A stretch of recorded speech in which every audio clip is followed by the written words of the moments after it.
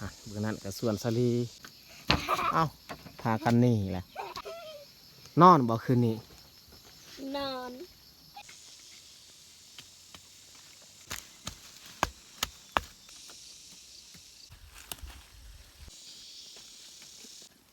เอาไปต้มกิน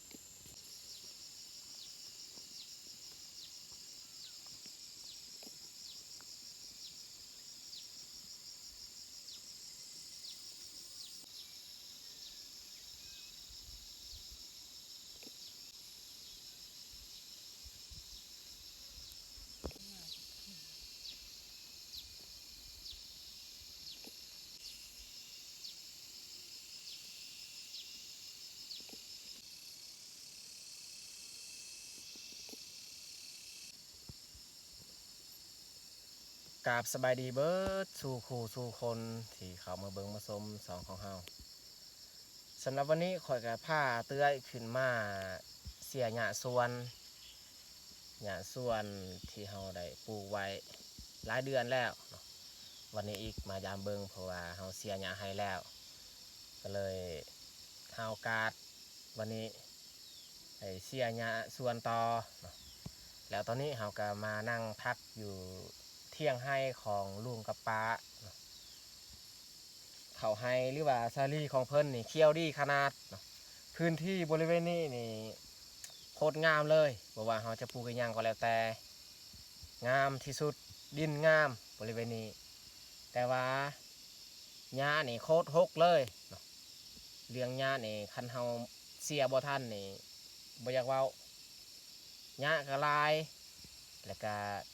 ต้นข้าวต้นสลีก็งามดีเนาะเป็นพื้นที่ที่ซุ่มเย็นเนาะบริเวณนี้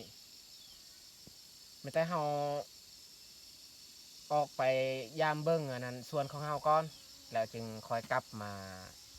พักอยู่นี้อีกตอนเที่ยงจะหน่อยน้องปลาเพิ่นก็ขุดแล้วน้ำใสดีนะทุกคนเบิ้งต้นสลีเขียวขนาดแปลงนู่นเครือหมักแตงอันนี้อีกเครือมันยาวแล้วเครือมันงาม บอนพื้นที่งามแบบนี้นี่ไว้ขนาด มีมากแล้วบ่หมักแตงนี่พุ่นเครือมันเฮามาครั้งก้อนนี่ยังบ่ทันสูงปานนี้ดอกมาแต่เฮาสิไปลุ้นไปเบิ่งส่วนของพวกเฮาอยู่ลุ่มหันว่าสาลีมันจะสูงสำใดแต่ว่าพื้นที่บอนที่เฮาปลูกสาลีอยู่ลุ่มหันมันบ่ค่อยงามปานใดบ่คืออยู่นี่ งาม อยู่นี่นี่งามดีเลยทุกคนเลย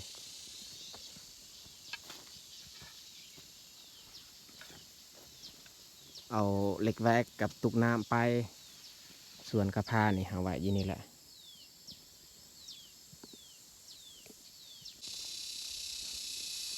อย่าให้เพิ่นกระเสียเรียบร้อยคันเพิ่นเสียบ่ทันนี่บ่อยากเว้าเลยความมันหกมันเหือ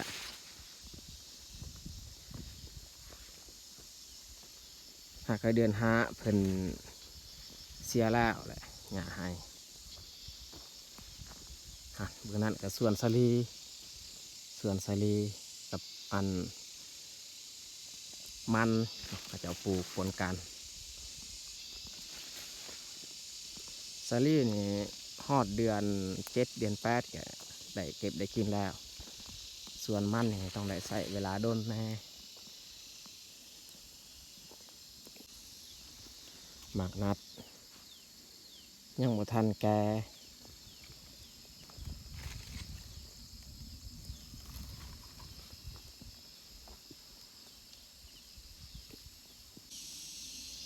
อันนี้แหละความมันหกเต็มหญ้าถ้าว่าเฮาบ่เสีย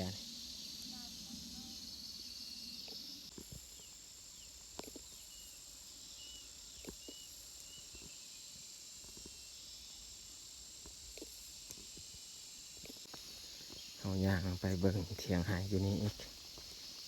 เถียงหายของลุงคือกัน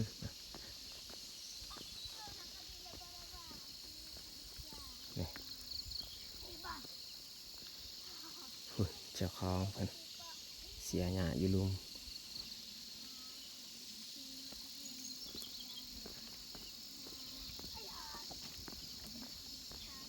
ตอนนั้นนี่ช่วงคอยมาเสียหญ้าอยู่นี่คอยก็มาพักอยู่เที่ยงนี้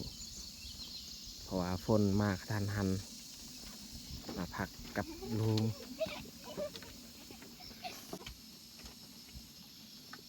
สงสัยคืนนี้เพิ่นนอนพุ่น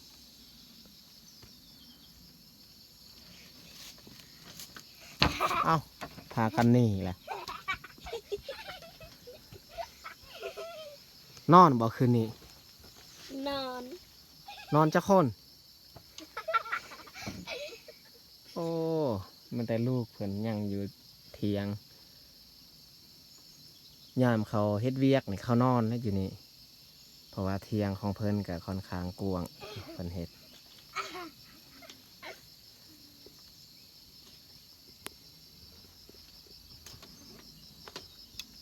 นี่สายแห้วเพิ่นขวดอีหยังก็มีทีนี้อ้าวแลนี่อีกแล้ว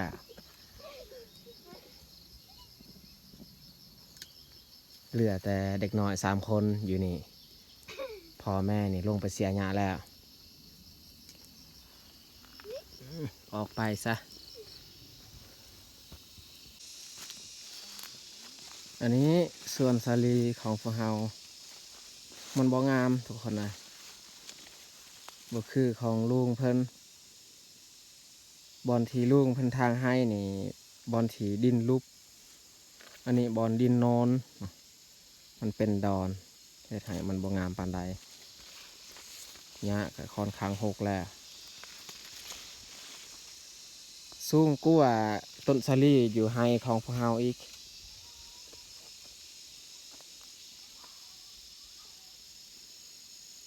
ให้ข้าเจ้าฟังบนนั้นก็ข้าเจ้าเสียหญ้าแล้วแหละ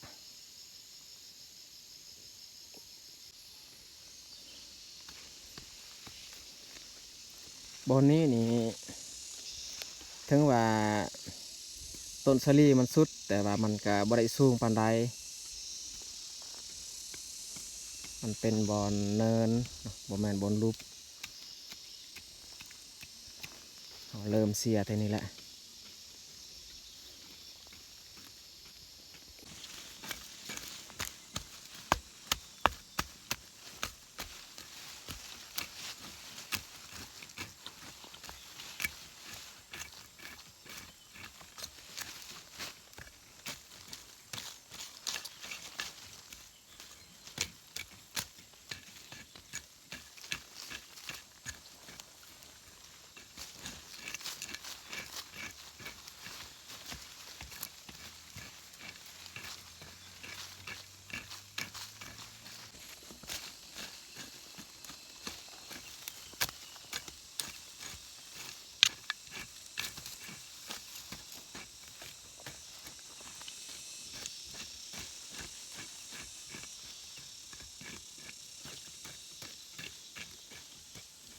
ใส่ต้นหมากทั่วเนี่ยเราต้องคูนดินเข้า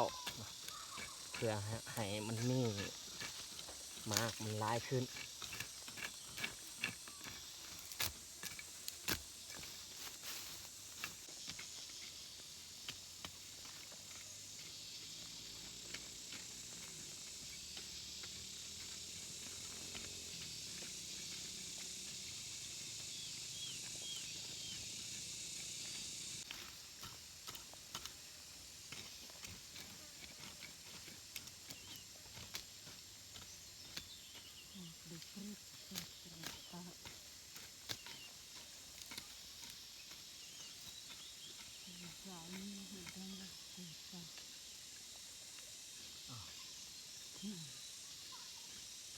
ได้ก็จะไปติดต่อ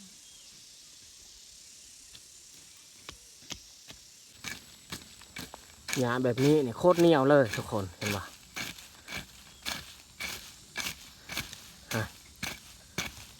หญ้ามันเหนียวมันบกขาดปันใดเวลาเราขูดกับเหล็กแหวก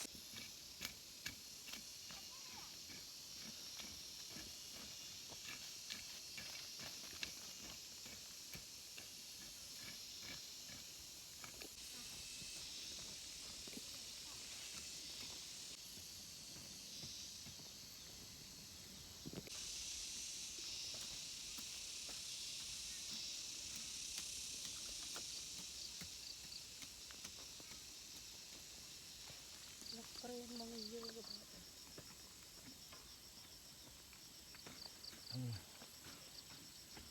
ติมพลัง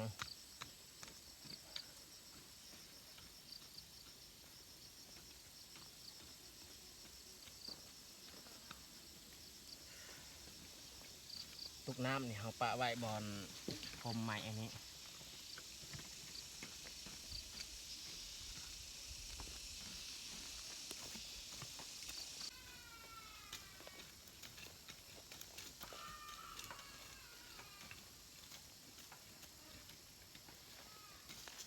เสียงเล็กน้อยให้สงสัยเขายอกันเลยครับอยู่ในเสียง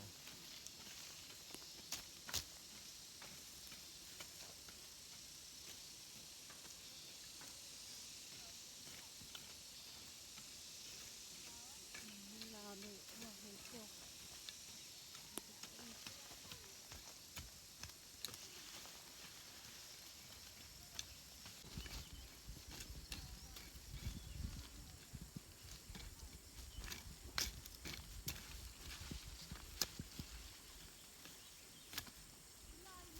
เขาเสียสำนีก่อนยังบ่ทันแล้วดอกตอนแรงอีกเขาสืบต่อมันแต่เขาสิย่างกลับไปเทียงของลุงฮันไปเฮ็ดอาหารการกิน ตอนแรงพอดีแล้วเลย ลงมือมาสืบต่อ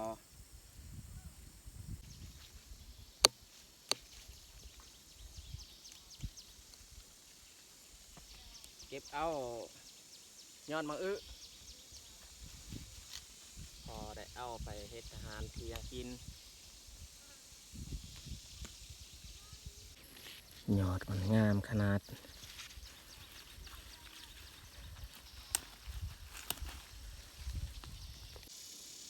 สำนี้เฮาเก็บน่าจะพอกินแล้วครับหนึ่ง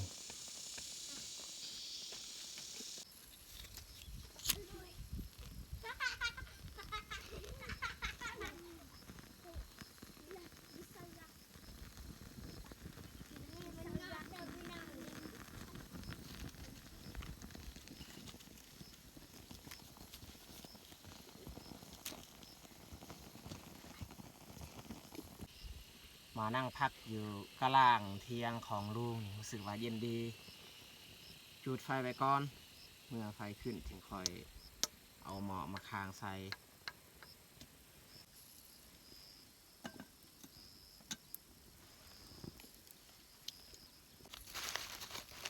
เครื่องปรุงเอามาแต่บ้าน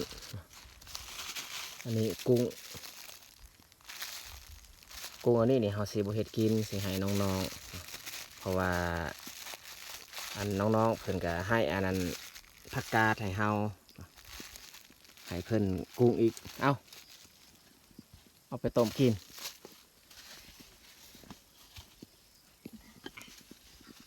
อันนี้ผักกาดที่น้องๆเพิ่นให้บางกีนี่ส่วนยอดมะอึอันนี้เฮาก็สิต้มเลยต้มปนกันกับผักกาด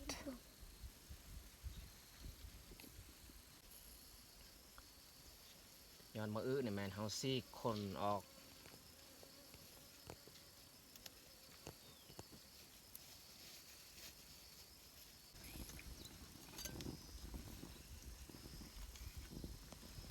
เอายอดมะอึลงก่อน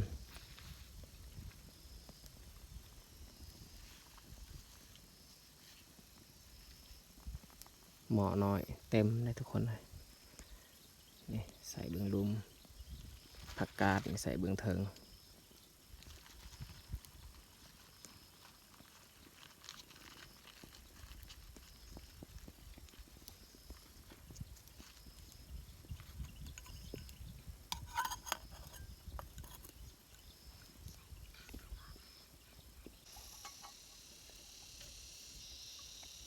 ใส่น้ำปลาอีก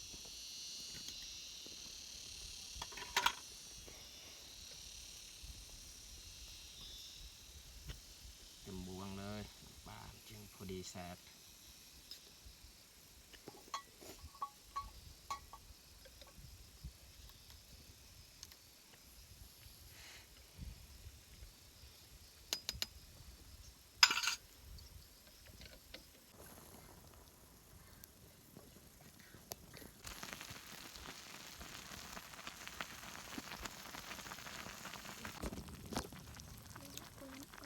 สุดท้ายนี่ใส่หอมบัว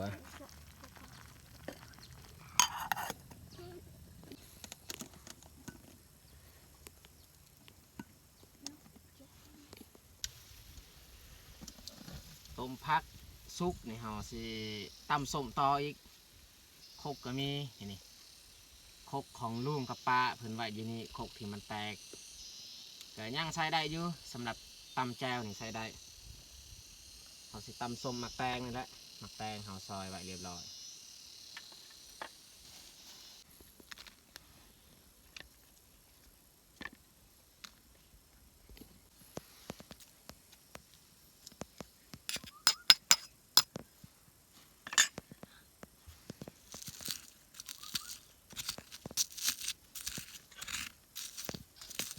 สากบ่เห็น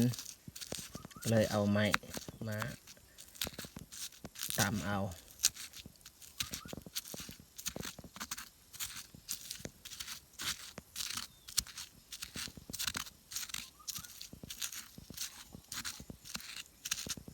หอมกะปิ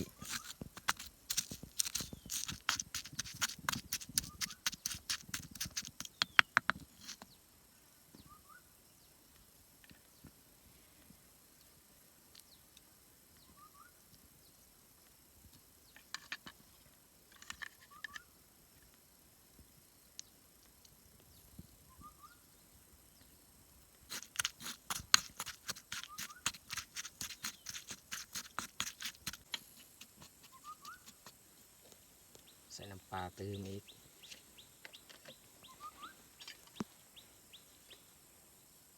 ใส่แต่กะปิกับน้ำปลานี่แหละสำหรับส้มตำต้องใส่ปลาแดกตอนใส่ปลาแดกตอนมันกินแบบขาวๆนะปกติดอกบางคนก็มักกินปลาแดกตอนเอาผสมใส่ถ้วยเลยเพราะว่าโคกมันน้อย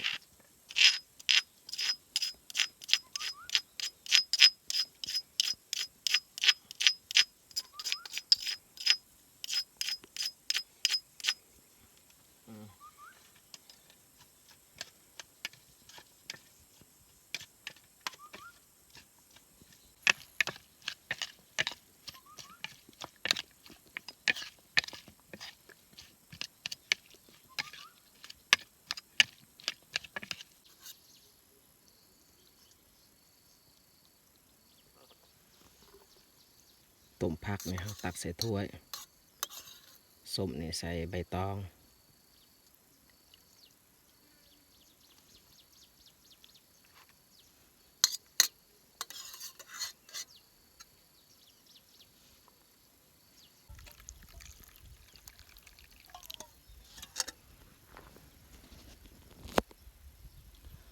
เรียบร้อยสำหรับอาหารตอนเที่ยงวันนี้ต้มผักแล้วก็ส้มตำกินกับข้าวเหนียวพอดีเอาแต่งพาเข้าแล้วนี่12 โมงสิเข้า1 โมงแต่สีลงมือกินข้าวเอามาทุกคนมากินข้าวเที่ยงนำกัน มาพี่น้องกินข้าวเที่ยง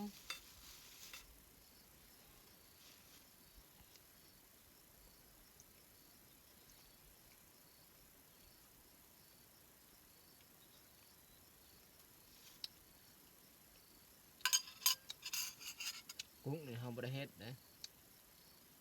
กุ้งนี่เขาให้น้องๆ3 คนน้องกีน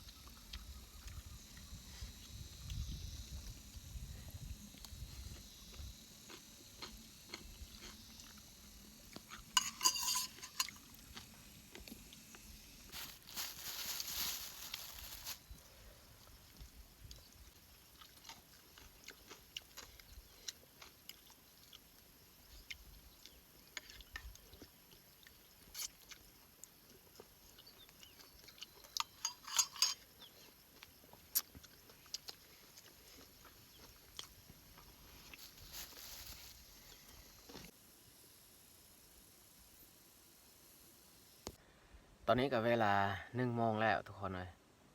มันแต่สิลงไปเฮ็ดเวียกต่อแต่ว่าตอนแรกนี่เราจะบ่ได้ถ่ายคลิปอีกเพราะว่าคลิปของเราก็ค่อนข้างยาวแล้วจะได้ก็ต้องขอบอกขอบใจ FC หมดทุกคนที่สละเวลาเขามาเบิ่งคลิปของเราตั้งแต่ต้นจนจบแล้วสุดท้ายนี้นี่อยากอวยพรให้ FC หมดทุกคนจงมีสุขภาพแข็งแรงอย่าเจ็บอย่าจนเฮ็ดอิหยังก็ขอให้เจริญก้าวหน้าปรารถนาสิ่งใดก็ขอให้สมหวังทุกประการแล้วที่สำคัญก็ขอให้มีความสุขตลอดชีวิตเนาะจังไดก็ขอขอบใจหลายๆบ๊ายบายพบกันในคลิปต่อไป